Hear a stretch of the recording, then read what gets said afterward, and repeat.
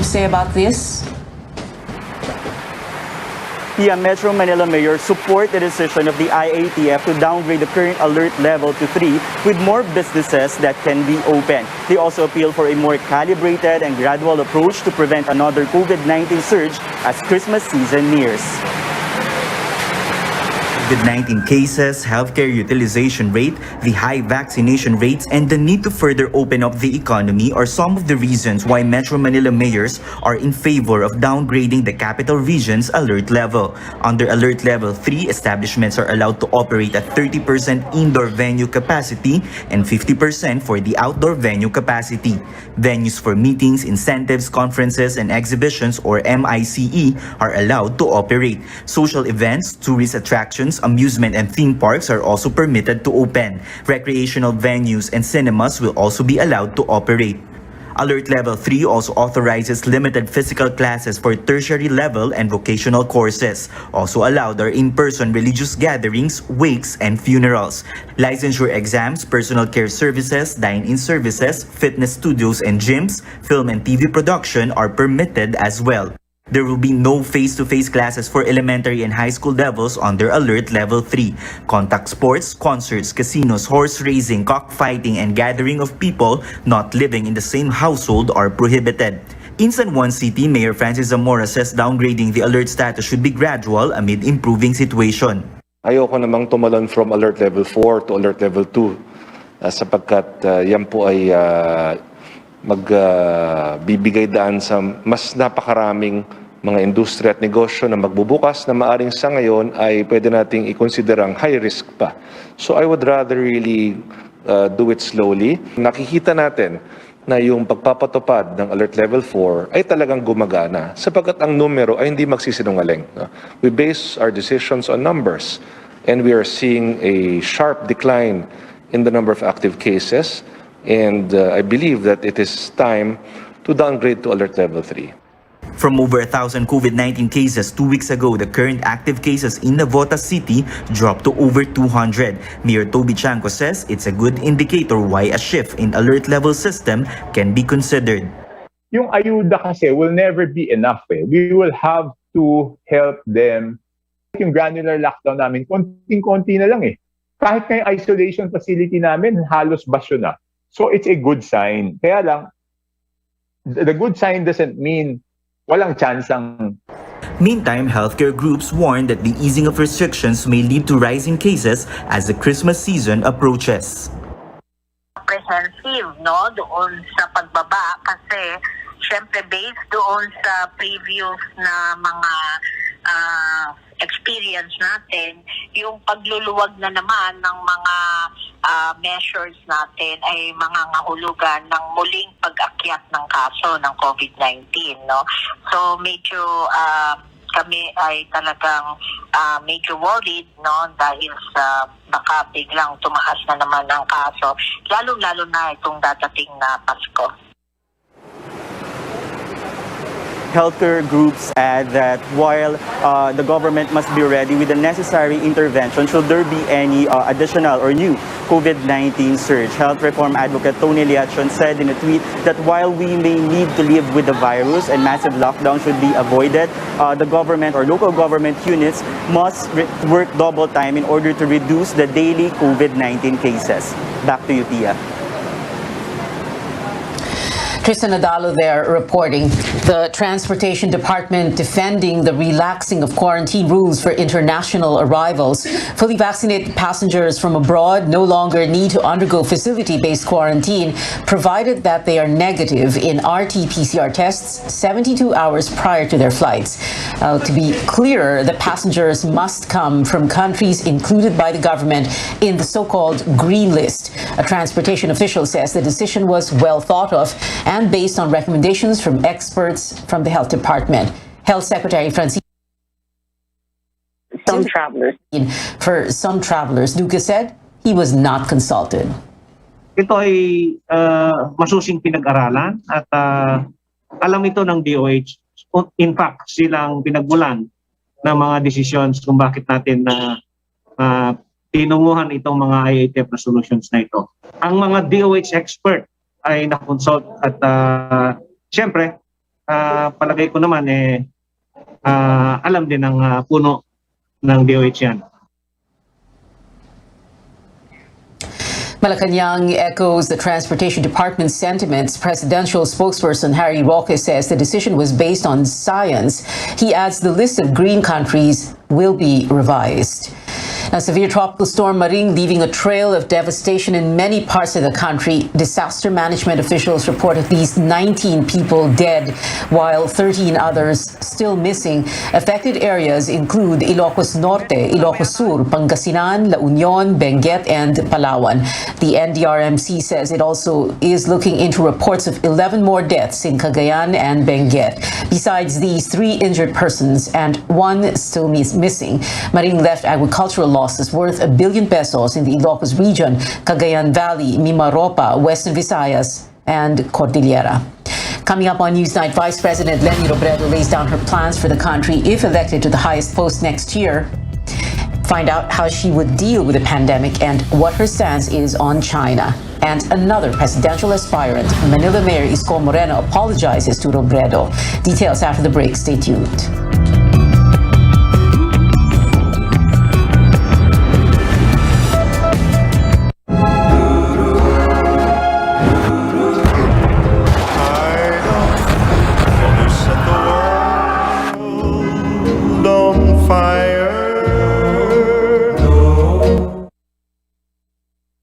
Nagsimula sa isang pangarap. Ako na po, ma'am. Ika'y tutulungang ibahin ang buhay na nakasanayan. Naka 24 months ka na sa pag-ibig. May panghulog na ako sa motor.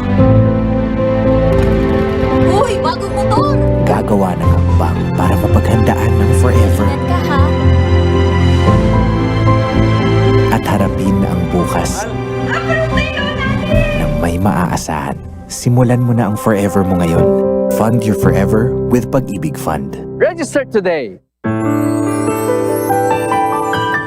Using Doña Elena olive oil helps elevate the spices and flavors of my dishes, making their aroma and taste more delicious. I use Doña Elena not just for the restaurant, but also for cooking at home.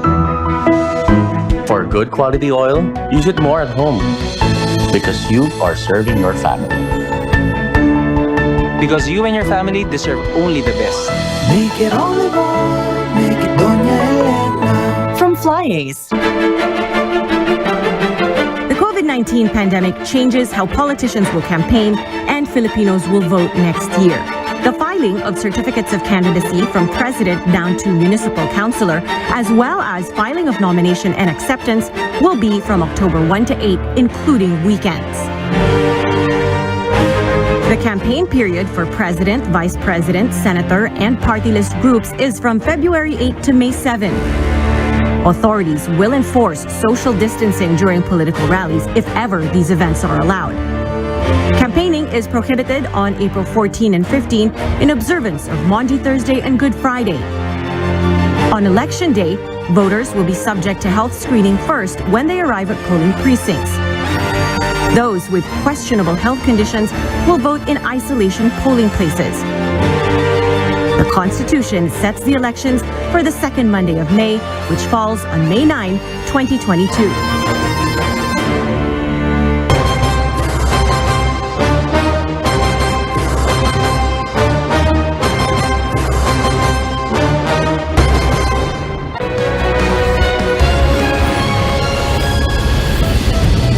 Welcome back to Newsnight. I'm Pio Ontiveros, Newsnight, of course, where we go above and beyond the headlines. I'm Pio Ontiveros. News overseas now. The United States is easing travel restrictions for fully vaccinated visitors from Canada and Mexico beginning November. That is welcome news for many hit hard by border closures that have been in place for over 18 months. CNN's Rafael Romo reports from Mexico City. Families with relatives on both sides of the border could not be happier. Closing the border more than 18 months ago meant people belonging even to the same family were separated by the pandemic, and businesses on both the American and Mexican sides have taken a big hit. According to officials, the reopening is thanks to a joint effort by Mexico and the United States to improve vaccination levels. Mexico's health department announced Tuesday that 75% of the country's adult population, nearly 67 million people have received at least one dose of any of the different coronavirus vaccines. And according to health authorities, vaccination levels are as high as 95% in places like here in the capital. President Andrés Manuel López Obrador reacted to the announcement of the border reopening, saying that it was the result of hard work made by the governments of both his country and the United States. We're going to have normality at our northern border. Mexico has made many efforts and procedures with the United States government. There have been many meetings with the goal of achieving the reopening of the border, and at the same time we decided to vaccinate in the border areas to help bring about this agreement. And let's remember that 3 top U.S. officials, including Secretary of State Antony Blinken, Attorney General Merrick Garland, and Homeland Security Secretary Alejandro Mayorkas, met with President López Obrador here in Mexico City on Friday. The meeting was about a new bilateral security agreement, but there were other issues discussed as well. The Mexican government announced last month that more than 3.8 million people who live in 45 cities on 6 different states along the U.S. border had been vaccinated. Mexican Foreign Minister Ebrard says improved vaccination levels meant a faster border reopening. The vaccination levels in Mexico, especially in the northern region, but also in the rest of the country, are very elevated or comparable with those of the United States. I will even say that there are cities in Mexico that have a higher vaccination levels than those in the United States. And President López Obrador had pushed since mid-September for a full reopening of the border given the improved vaccination levels. American border towns were also pushing for reopening because they have lost millions of dollars in the more than 18 months they haven't had any Mexican shoppers spending money in their businesses. Rafael Romo, CNN, Mexico City. Back here at home, a survey shows 45%, or nearly 5 in 10 Filipinos, agreeing that it is dangerous to publish anything critical of the Duterte administration. The latest Social Weather Station survey also says 29% are undecided, 19% disagree, and 6% strongly disagree. This means the net agreement score is now plus 26, which is classified as moderate. This is a 6-point rise from the moderate plus 20 in June. The survey also shows 42%, or 4 in 10 Filipinos, agreeing that they can say anything they want openly and without fear, even if it is against President Duterte. 22% say otherwise. This gives a net score of a moderate plus 20, which is a slight increase from the plus 18 in June. The survey was conducted among 1,200 adults nationwide from September 12 to 16.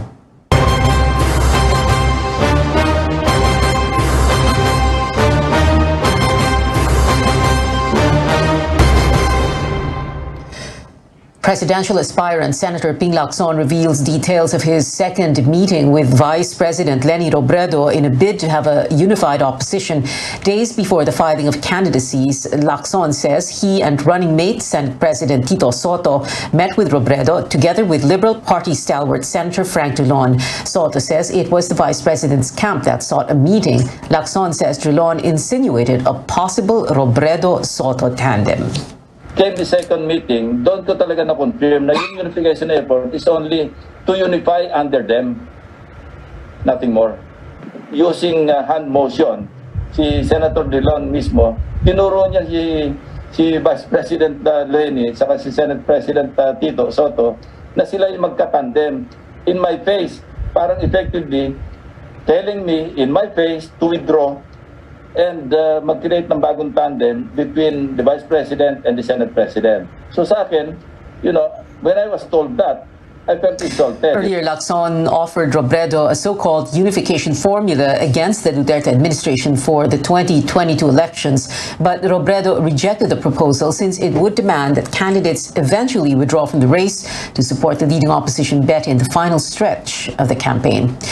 Now, Vice President Leni Robredo gives a preview of how she will lead the country amid the pandemic if elected and how her administration will deal with China. Our senior correspondent Anjo Alimario has details. What can Filipinos expect in the first 100 days of a Leni Robredo presidency? To her, it's quite clear: to control the pandemic. Focusing all our efforts on decreasing the number of COVID cases dramatically so we can fully reopen the economy. And to do this, we must realign the national budget so that it will be more akin to addressing the pandemic. As the COVID-19 crisis overwhelms hospitals and health workers, Robredo vows to do better, empower the healthcare system, and take care of frontliners. On declaring martial law amid the pandemic, Robredo sees no need for that. She says there are laws that can be used to help the country get through the crisis. Agriculture will also be one of her top priorities if elected. That's one of the reasons she points out why she chose Senator Francis Pangilinan as her running mate, given his advocacy on food security. The goal, she says, is to make sure the health crisis doesn't turn into a food crisis. On creating jobs, Robredo is quick to admit she won't overpromise. She says she doesn't subscribe to the false dichotomy of health versus economy. One thing I can promise is I will make sure that my administration will inspire confidence as far as the business sector is concerned. As to foreign policy, Robredo points out the Philippines will collaborate with China in areas where there's no conflict, such as trade. But when it comes to the West Philippine Sea, she says there will be no deal until China recognizes the arbitral ruling. The presidential hopeful reveals their Senate slate has already been finalized. 5 names have already been announced last week. Robredo says the rest will come from different parties. If elected, what kind of a president will she be? Robredo says one who's nurturing and empowering, one who thrives quietly yet decisively amidst adversity. Anjo Alimario, CNN Philippines. Meanwhile, yet another presidential aspirant, Isko Moreno, takes back his words against Vice President Leni Robredo and anyone he might have offended with his recent remarks. Moreno earlier called the Vice President a fake leader with a fake color. He was criticizing her for running as an independent bet, even if she is the current Liberal Party chair. Moreno jumped from the National Unity Party to Acción Democrático before the filing of candidacies. Speaking to CNN Philippines, Senator Kiko Pangilinan, who is seeking the vice presidency alongside Robredo, acknowledged Moreno's comments, saying now is not the time to go against each other. Magandang development yon dahil sa totoo lang, hindi naman, ang tunay na kaaway natin, hindi ang isa't isa. Hindi yung kapwa kababayan natin. Ang tunay na kaaway natin dito ay yung COVID, yung gutom. At dapat yun ang tinututukan ng debate. Paano ang masusolusyonan ang COVID? Paano mabibigyan ng manumbalik ang sigla ng ekonomiya para yung trabaho ng ating mga kababayan? Some lawmakers are calling out political parties for taking advantage of the substitution option, but the Commission on Elections remains firm in keeping the provision. COMELEC spokesperson James Jimenez tweeted that instead of banning withdrawals, restrictions should be introduced by Congress. He also admitted the option has been used as a strategy before, but that he sees the worth of the system. Senate President Tito Soto and Senator Coco Pimentel spoke out against the alleged abuse of this provision and pushed for its removal. Among those speculated to be placeholders until November 15 is presidential hopeful Senator Bato de la Rosa, who has expressed willingness to be substituted by Davao City Mayor Sara Duterte. When we return, something to watch out for sports fanatics out there, with the Philippines hosting another global league. And guess who's back with new music? A British superstar announces her first album in years. Details next. Keep it here on CNN Philippines.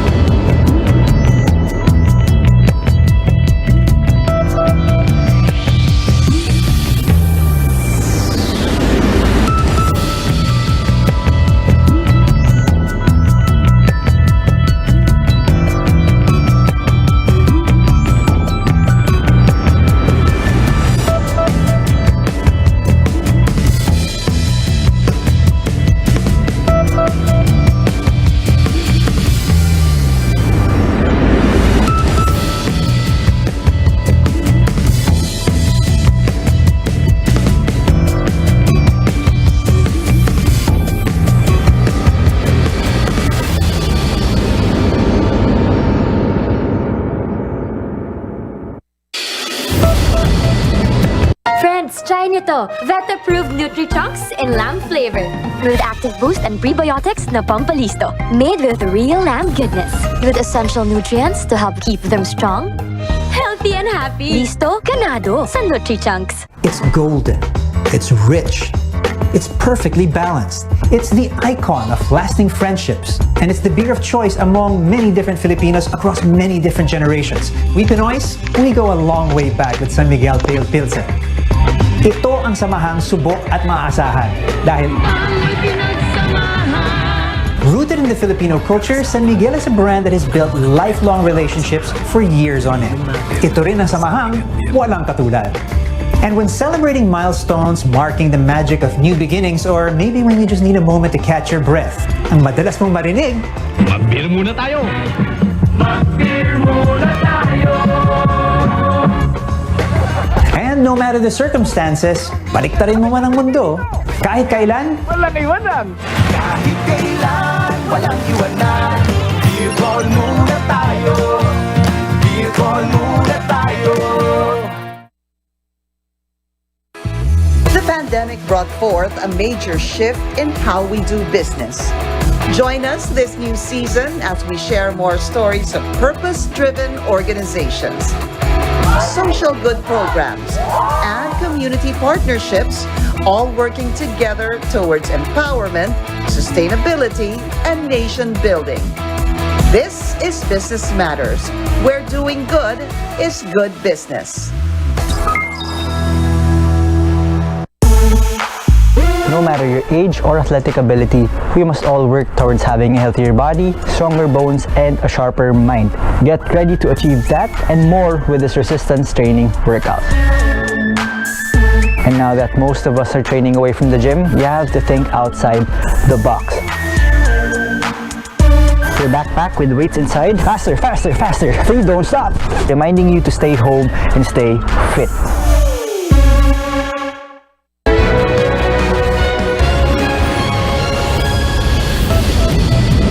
You're watching Newsnight. I'm Pia Ontiveros. Diversified conglomerate San Miguel Corporation hailed as Top Employer of the Year at the 2021 Asia CEO Awards. The company bested other major conglomerates in the country across several criteria, including management achievement, workplace enhancement, talent development, and social commitment. In a video message, SMC President and CEO Ramon Ang emphasized the importance of instilling a deeper sense of purpose among employees in helping the firm overcome challenges and thrive amid the current business environment. Ang also reiterated their commitment to help the country towards recovery. Since March 2020, SMC has rolled out one of the largest private sector responses to the crisis, spending over 14 billion pesos for the country's frontliners and poorest communities. Now, shifting gears now, FIBA fans can expect to see the action happening right here on our own turf again next year. The Philippines is set to host the first two windows of Group A for the 2023 FIBA World Cup Asian qualifiers in February 2022. The first window was supposed to be held next month, but was moved because of the pandemic. 4 teams will play 8 games in a bubble environment for the February period. Gilas Pilipinas will go against South Korea twice and New Zealand and India once each. Now, actor William Shatner, or Captain Kirk to legions of Star Trek fans, did the unthinkable with his latest conquest. The 90-year-old icon just completed a real-life trip to space. CNN's Kristen Fisher tells us more about Captain Kirk's historic voyage. Command engine start. 2, 1. And with that, 90-year-old Star Trek icon William Shatner became the oldest person ever to travel to space. Shatner and 3 other passengers were propelled from the desert of West Texas to the edge of outer space aboard a New Shepard spacecraft developed by Jeff Bezos' rocket company, Blue Origin. It's the same spacecraft that took Bezos to space this summer. Bezos, a lifelong Star Trek fan, flew Shatner as a guest, along with Blue Origin executive Audrey Powers and 2 paying customers. The out-of-this-world adventure lasting just 10 minutes from takeoff to landing, Shatner and his crewmates experienced about 3 minutes of weightlessness before the capsule started its descent back to Earth. And there go the drogue parachutes. The flight livestream captured Shatner sharing his post-suborbital trip thoughts with his crewmates. That was unlike anything they described. After landing safely, a Blue Origin team secured the capsule, and Bezos himself did the honors.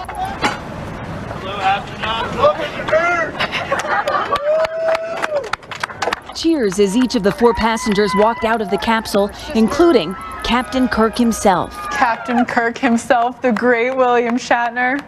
Shatner telling Bezos it all happened so quickly. It was unbelievable.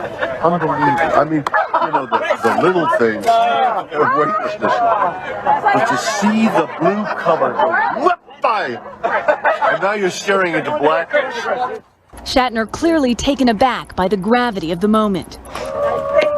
It was so moving to me. This experience has been something unbelievable. William, you've had one of the most, perhaps one of the most interesting lives that any human could possibly have. Where does this stack up on your list of life experiences? This is enormous. I'm overwhelmed, and it takes more than a little thing to overwhelm me. You said everybody in the world needs to see it. Why? What do we need to see? Yeah, but it's not tourism. Everybody in the world needs to have the philosophical understanding of what we're doing to Earth, and and you hear this so often, the necessity of cleaning our Earth and stopping right now the apocalypse that's coming our way. That was CNN's Kristen Fisher reporting.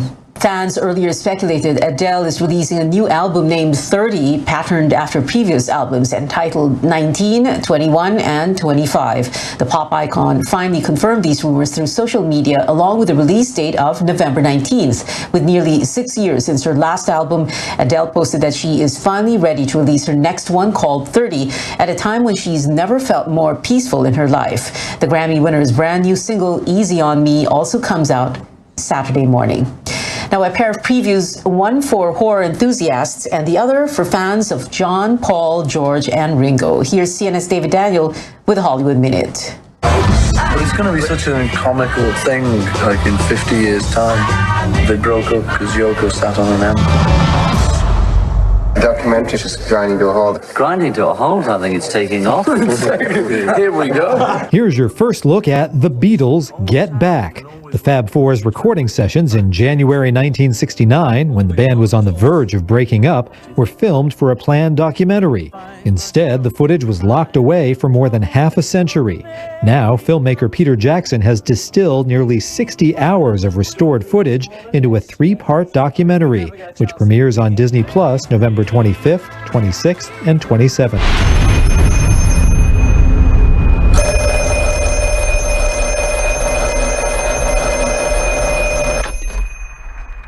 Hello? Don't hang up. Who are you? You know all our names? You're getting out of here. Doctor Strange and Sinister director Scott Derrickson returns to terror with The Black Phone, about a kidnapped boy who somehow gets help from his abductor's previous victims. Ethan Hawke plays the masked murderer in the horror thriller, which slips into theaters February 4th. In Hollywood, I'm David Daniel. We still have 72 days before Christmas Day, and that is it for tonight. Thank you for watching. I'm Pia Ontiveros for Newsnight, where we go above and beyond the headlines.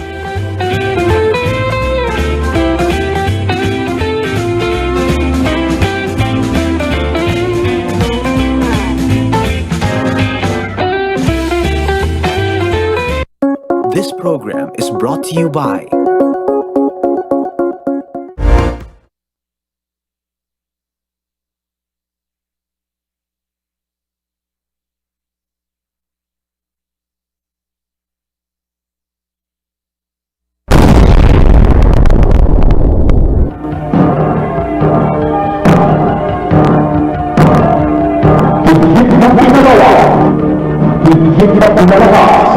Sumasayo ang RPN Radyo Ronda.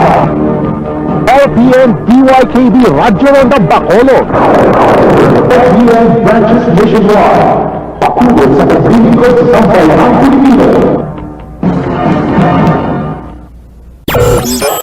DYKB Bacolod. Mas pinalawak, mas pinalakas, pinalakas. DYKB Radio Ronda.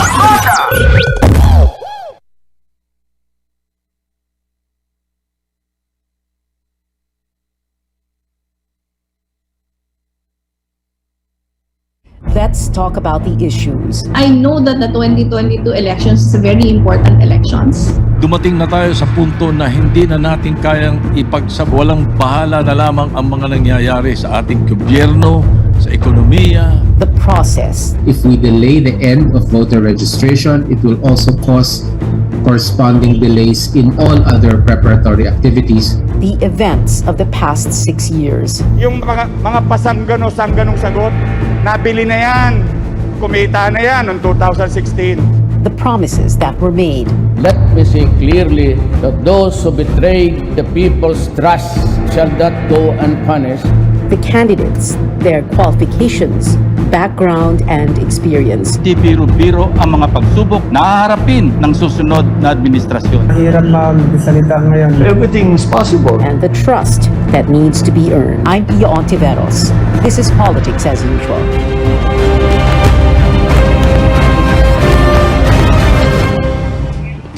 And we are back on air after a month-long hiatus, and we're on weekly. So let's meet here Tuesday evenings, 8:30 p.m. for your regular political appointment fix. So on a scale of 1 to 10, how hyped are you for the elections now that we just witnessed a parade of politicians filing their certificates of candidacy all week long last week?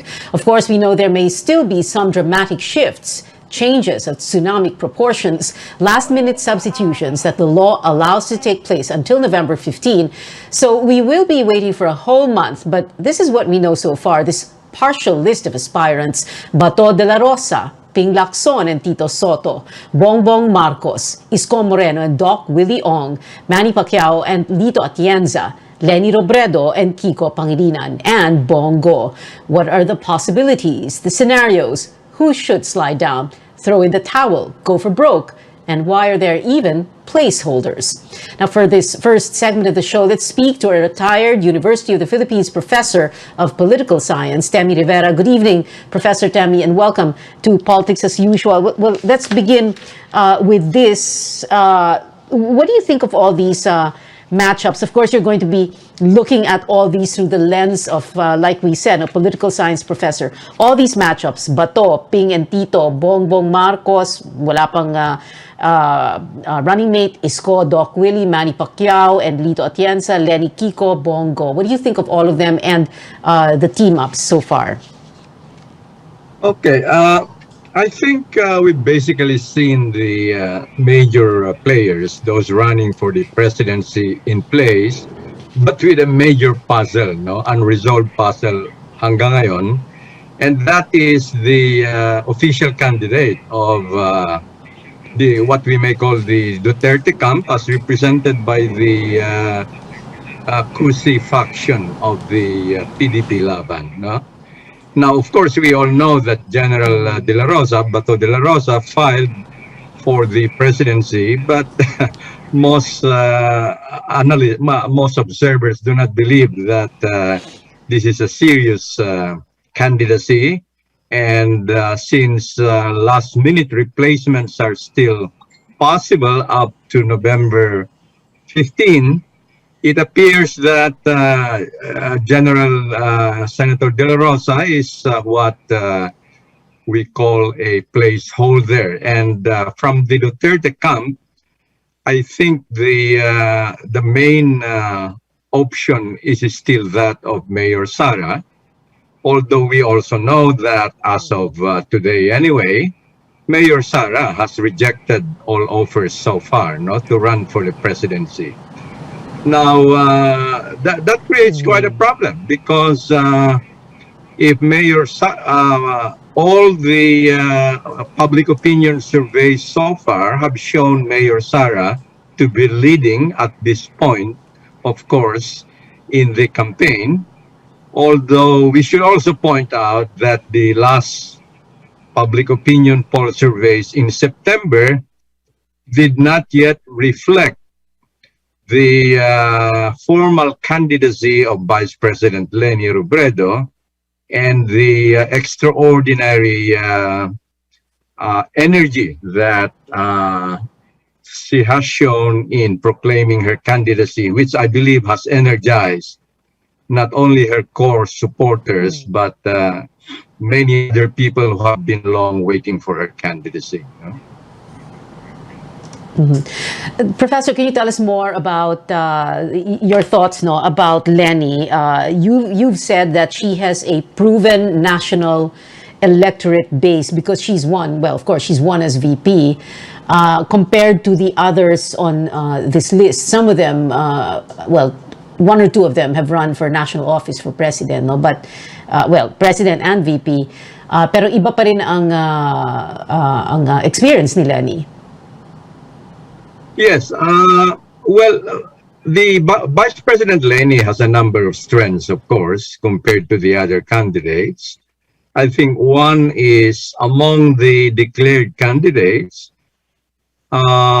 she has shown a proven national electoral base and a one-on-one campaign in the vice presidency. And while it is true that Senators Ping Lacson and Manny Pacquiao and former Senator Bongbong also won in a national electoral contest, iba pa rin yung sa vice presidency compared with winning as one of the 12 senators. So it's possible, of course, one can argue that many, if not most of the voters of Leni in 2016 are unlikely to vote for either a Marcos or a Duterte. So isang initial capital that she could build on. No? But there's also a major difference in 2016, however, and this is the fact that Leni Robredo then ran with the ruling party in 2016, that's right, no? As vice president. So we all know that the Liberal Party, of which she is the chair, has lost a lot of its organizational strength and resources. So that's one major concern of Vice President Leni. Professor, can you talk to us about this? No, because a lot of people, well, year in year out, every election time, we always talk about this. No, how we wished we had primaries para hindi masyadong maraming kandidato. So, syempre, the next question is, if you could choose, no, sino ba dapat ang mag-slide down or sinong dapat umatras na lang para mas maliit, mas konti ang pagpipilian ng mga kandidato para nga we don't, end up having another minority president or, ang hirap, you divide votes among 6 to 7 candidates and you're not too sure anymore, no, about the strength of your winner. Sino dapat ang umatras? Sino dapat ang mag-match up? And I ask this question because the context here is that in the month leading up to filing of COC, syempre there was that attempt to get Leni together with Manny, Ping, and Isko to hopefully unite. But of course, that didn't happen. So what is it that you want to see, sana? Well, it seems unlikely that all of those who have declared so far, with the possible exception of Senator De La Rosa, dahil mukhang placeholder nga lang siya, no? But it's unlikely that those who have declared will step down. Historically, that it's not surprising the number 5 or 6. Historically, since 1992, yan naman talagang average number of serious candidates, bagamat umaabot ng ano na ba yung last count, 80, 90 declared candidates, but ultimately ang serious lang naman talaga dyan 5 or 6, no? And unfortunately, that's the way our electoral system works, unlike in the US, as you pointed out, where you have a strong two-party system, meron pang primary system. Ito ibang-iba kahit sino, as long as you qualify, as long as you meet the basic constitutional requirements, pwede kang mag-apply, no? So, one problem with that, as you also pointed out, is that we always end up with a plurality president, meaning a president who does not command the majority electoral support of the citizenry, no? And if you combine that with a very weak party system, many of the problems of governance are also rooted there because, again, as we all know, whoever is the new president succeeds in forcing a realignment of political forces, no? Dahil wala namang party loyalty or identity sa atin, no? And which also leads, moreover, which further accentuates the already very strong powers of the office of the presidency, no? Right. That's right. What we have is after every election, kung ano yung partido ng pangulo, ng nanalong pangulo, yan ang nagiging party in power. Yeah. I wish we had more time, but thank you so much, Professor Temi Rivera. Balik na lang po kayo, ha, sir. We'd love to speak to you again. Salamat po, sir. Thank you, Pia. Okay.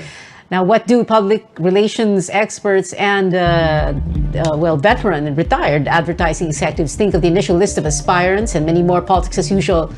We'll find out after a short break. Stay tuned.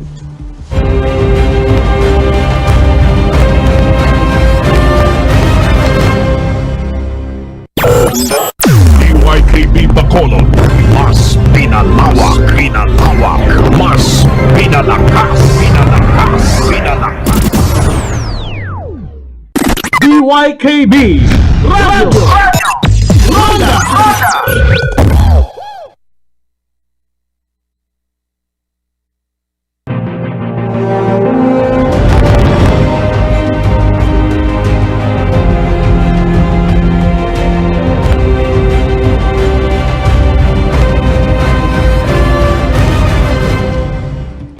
Welcome back to your regular political appointment. You're still watching Politics as Usual here on CNN Philippines. In this part of the show, veteran but retired advertising executive, an old friend, Yoli Ong, joining us. Yoli, hi. You don't look retired kasi nakapink ka.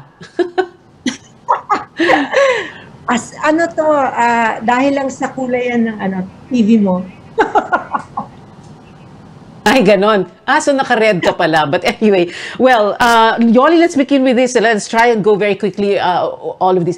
What do you think of all these matchups, all these presidential, vice presidential candidates? Yung mga seryoso, yung mga sa major political parties so far, in spite of the fact that you're wearing pink. So you set aside yung pink mo. Sige. Hindi, pag 97 naman ang kandidato, Pia, ano pa naman ang iisipin mo kung hindi talagang it's a regular circus, di ba? Pagpalagay mo na yung anim lang ang ating mga seryosong yung kandidato talaga. Even six is too many.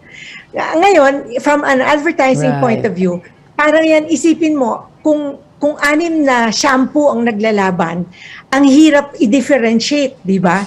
Ano yung pipiliin mo kung pare-pareho ang sinasabi, kung pare-pareho ang ino-offer.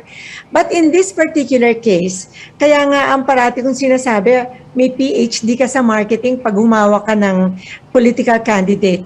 Because a product will not give you headaches kung meron silang nasabing mali o nagawang mali.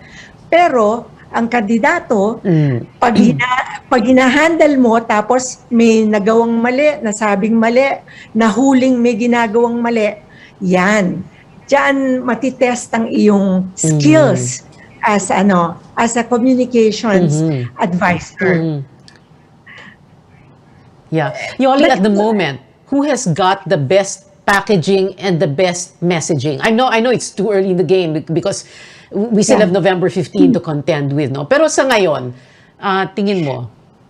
Alam mo, kung titignan mo lang ang advertising at hindi mo namang kilala, halimbawa hindi mo kilala yung mga personalities, advertising lang ang tignan mo. From a professional point of view, maganda yung ads ni Isko, for example. Very well made, very well crafted. But you see, pag masyadong makinis din ang advertising mo, makukumpara yan pagka hindi na yung pagka nag-a-adlib ka na, ika nga. So, sometimes, may backlash din yun.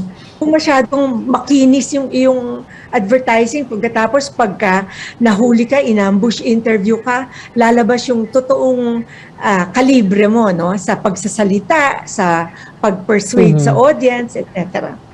So, from a professional point of view, there are really some very well-made ads. And some of them are iskos. Okay. Must say. Okay. So, and kung maganda yung ads ni Isko, sino naman who needs help among these 6? Well, alam mo, yung iba hindi pa naman nag-a-ad eh. Di ba? Si Lenny, wala pang ad na nilalabas hanggang ngayon. Pero she's all over social media. Correct. I mean, because her supporters, post about her all the time, no? So, these were done by her supporters. Makikita mo authentic commitment yung mga supporters niya. So, nakakabilib rin yun. Because for me, I've been in advertising, so I can tell when the ad is very authentic. And that is super authentic. Yung mga ginagawa ng mga supporters niya, kasi alam ko wala pa siyang ginagawa kahit isa na talagang galing sa kampo niya. So lahat yan ginagawa ng mga supporters niya. And it's very, nakakagulat. Pero of course, talaga. Pag organic supporters, volunteers, syempre you still need a very strong advertising person to put all of that together. Kasi hindi naman pwedeng parang kalat yung messaging, no? Iba-iba yung sinasabi. I mean, they're all for Lenny, pero kung ganon, tapos hindi siya well orchestrated, mahirap din, hindi ba? Oo naman. Meron talagang, you can take the point of view of letting 1,000 flowers bloom, or you can take a more disciplined approach to communications. Sa ngayon, dahil ang dami-daming ang kandidato, kailangan talaga very clear ang iyong proposition.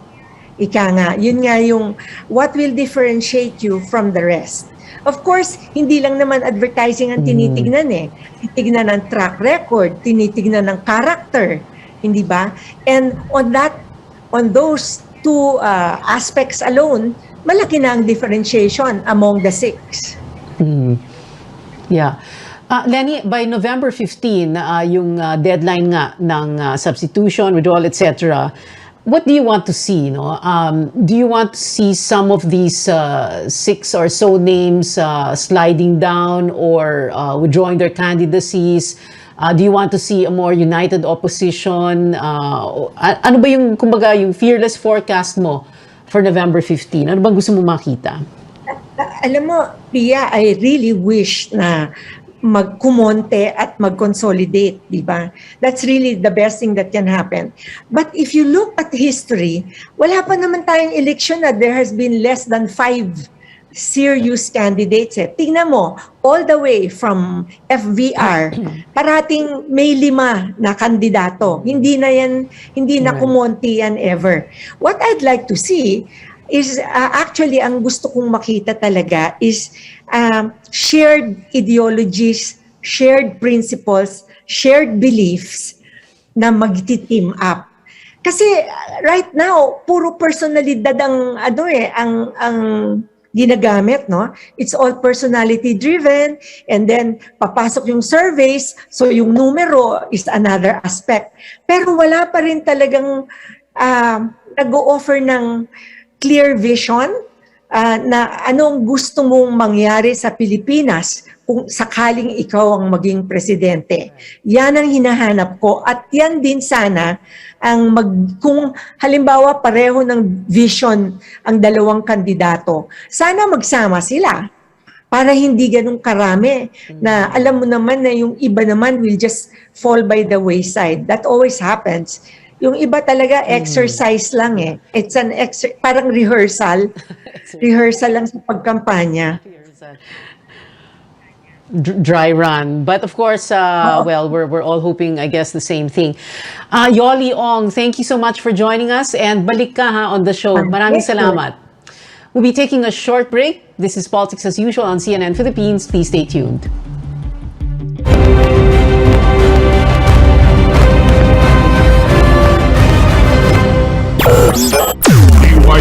Bacolod. Mas pinalawak, mas pinalakas, DYKB Radio Ronda.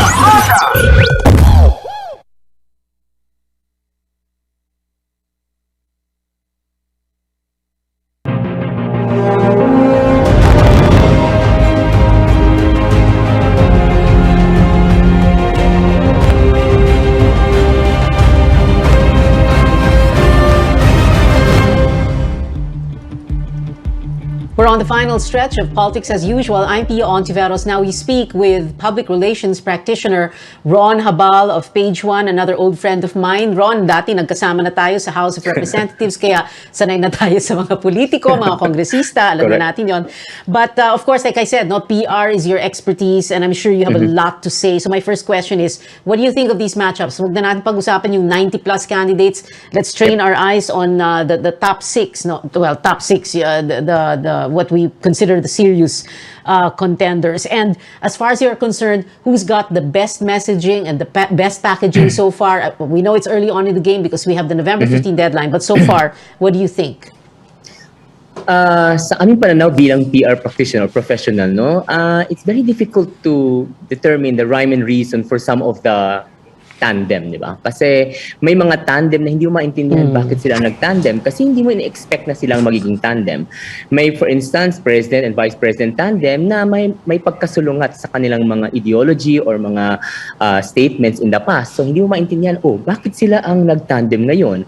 Meron din, titingnan mo na kung naniniwala ka sa numero at dapat maniwala ka, dapat ang tandem ay tamang-tama at swak na swak sila sa isa. Kung saan malakas yung isa, dapat doon naman sa kabila, yung kanyang katandem, yun ang dapat suportahan niya, yung kung saan mahina yung kanyang presidente o vice president.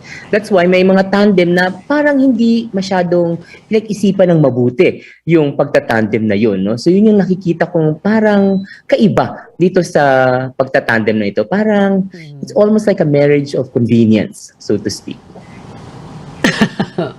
So are you hoping na may magbabago na baka pwedeng yung iba mag-slide down, good luck na lang sa ego nila, parang ganon, or yung iba mag-withdraw ng candidacy nila, or what? What are you hoping to see before November 15 or on November 15?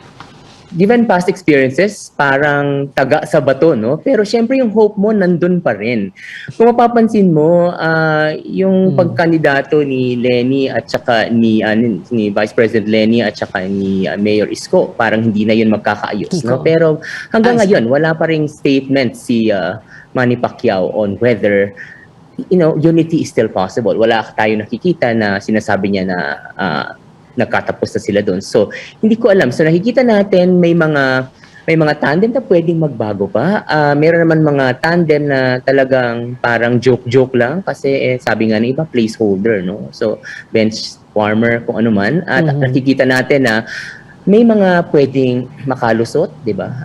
Usong-uso naman sa term sa politika ang mga pwedeng madenggoy na naman tayo. May posibilidad na may pwede pang magbago by November 15. Okay, so you're hoping for who to match to end up as a tandem? Can you be very clear on that? I'm hoping that there will still be some people who will slide, provided they speak a little deeper in terms of winnability. Because sa election naman hindi lang ang dapat tinitingnan ay hindi lang nakaka-appeal sa mga nakakaintindi. Sabi ko nga, dapat ang eleksyon, tinitingnan yung botong nakakapagpaniwala o kaya yung botong nakakapagpapanalo. So sa PR, dapat tignan mo, anong ba yun? Anong mensahe, anong agenda yung pwede mong masabi sa mga tao na, uy, paniwalaan mo ako kasi ito yung agenda ko. Pero meron din dapat sinasabing mensahe na dapat appeals to the voters themselves. So, feeling ko may chance pang pwedeng mangyari. Okay, and yung can you be clear sino yung tandem na gusto mo makita? Can you name them? Sige, if I can name them, I think, because Vice President Lenny Robredo and Isko have already kind of like a little bit of a brick brat from time to time. So, if you also see the numbers, and I think based on the numbers that were given by Pulse Asia, crucial is if Senator Grace po endorses Lenny, and Lenny tandems with Manny Pacquiao, they have a big chance of competing with the Sara Bongbong Marcos tandem. So that is a big boost of numbers because pag makita mo ang numbers ni Senator Grace ko is still bigger than Vice President Lenny. No? So if she can transfer some of the votes, and then they can join because Manny Pacquiao is very, very big in the East sector, and Lenny is also big in that one, but she needs some pull from the ABC, which Senator Grace has. So if that is possible, then there seems some hope there. Yeah, well, you haven't talked about, and we have 30 seconds to go. You haven't talked much about Bongbong Marcos. Well, Bongbong Marcos has been campaigning since 2016. He's been cleaning up his image. And in fact, if you ask me, unfortunately, he's the best. He has the best campaign so far because a lot of the people have actually forgotten already what they've done in the past. And you just have to see some of the TikTok videos, of the social media videos, very polished. And that's why the numbers are there. Because how can you explain the high numbers if people kind of like remember what they did in the past? And because Bongbong Marcos is been preparing. So if Bongbong pairs up with Mayor Sara Duterte, that is a very difficult to beat a candidate tandem. Thank you so much for joining us tonight on the show, Politics as Usual. Ron Habal, like I told Yoli and Professor Tammy, balik ka ha. Salamat. We've been told before, don't talk politics at the dinner table or the family reunion or in Viber groups even, and risk digital warfare. But we can talk about it here on this show, your weekly political appointment fix, Politics as Usual. I'm Pia Ontiveros. See you back here next Tuesday, 8:30 p.m.